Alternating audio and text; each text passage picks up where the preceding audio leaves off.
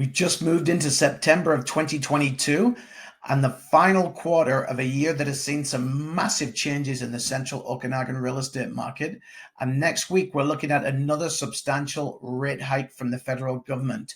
And it was those rate hikes that started in the late spring that have really put things in flux. So I'm sure you're all wondering what's going to happen next. Hello, my name is Stephen Berg, and I do a weekly report on the central Okanagan real estate market. But today I'm going to look back at the whole month of August since it's September 2nd, take a look at some trends, and see if we can guess what next week's rate hike is going to do to us, or for us, depending on where you sit.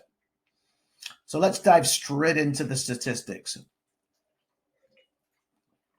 As you can see, sales are down substantially from 2021 August, but even that doesn't tell the full story. Those of you that live in the central Okanagan, as I do, I'm speaking to you from my office in central Kelowna. Those of you that do live here will know last year there was lots of smoke, and that really affected the real estate market quite substantially. Buyers didn't come in from out of town. People were not so keen to list. So while we're down a lot from then, it's not really indicative of the difference between 2021 and 2022 as where we're sitting. But the good news is sales are up from July, which was a super slow month, and inventory shrank a little bit since July. So we maybe have kind of hit the end of the worst. Who knows? With that rate hike coming next week, it's going to be interesting to see what happens. Another interesting fact is that we can see on the third bullet point there, almost half the sales last month were below $500,000. Now, if you've seen a few downturns prior, and as you can tell from my gray hair, I've seen a couple, you will know that generally the outlying areas go down in price before the inner city areas, and the lower price point stuff is the last to go down. It's usually the higher price points where things slow down first.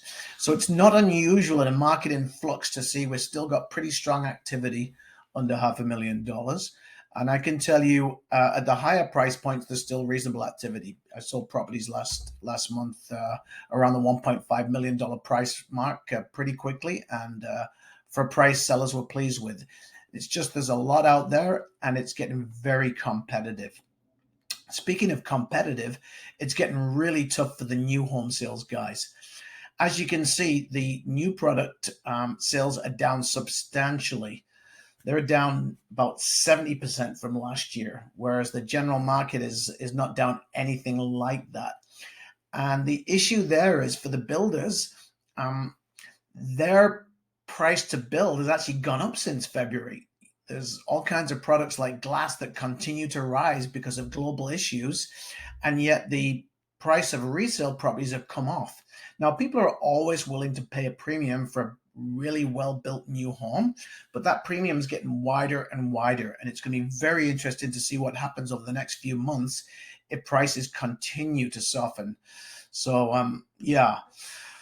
Now, speaking of softening prices, if you look at the last bullet point, you can see we've got 6.4 months worth of inventory on hand right now. And those of you that know me well will know that I always tell people below 3 months is a strong seller's market, 3 to 6 months is a balanced market, and over 3 months is a buyer's market. But it's only 6.4 months, and it's not a huge, strong buyer's market based upon the actual amount of inventory that we have. I think the downturn is based as much on consumer confidence and all the negative news as it is on actual oversupply of inventory, which isn't, crazy high. In fact, as I mentioned before, at some price points and in some areas, even the highest price points, there's very little good inventory available. So it's going to be really interesting to see what happens in the next few months, but specifically next week when the interest rates go up again and the feds are giving us warnings, it's going to be another substantial hike to try and drive things down. But I think in the short term, we might see a bit of a bump in September because, people still have babies, people still get new jobs, people still get divorced, people still get married. All the things are going on that create the need for a new home, even during a slower time. And a lot of those people that are in the market for a new home, but holding off because they are low in confidence, will now be getting a message from the bank: rates have gone up, and they'll be able to afford a lot less house once that new interest rate kicks in. But they'll have a rate hold probably for 3 months to buy a new house and move into it. So I think we may see in September some increased activity as a result of that interest rate hike, followed by a fall off because of the obvious consumer confidence effects. I could be wrong, but September is usually a strong month anyway for us selling homes in the Okanagan, better than I experienced when I was selling properties in Edmonton. So I'm hoping that the beginning of September is going to be strong. And if you're in the market to sell your home, you can reach out to me by phone or text or right here on the internet. Give me a shout. I'm more than happy to pop by for 5 minutes and tell you what your property is worth right now. And I'm sure that lots of people will still be getting great prices in September, at least in the short term. Not great compared to February of 22, of course, but compared to just about any other time in history, a strong price. That's all I've got for you this week. I'll be back again next week with a look at the first week of September and see how that fares. Have a super weekend, and I look forward to chatting with a few of you in person pretty soon. Take care.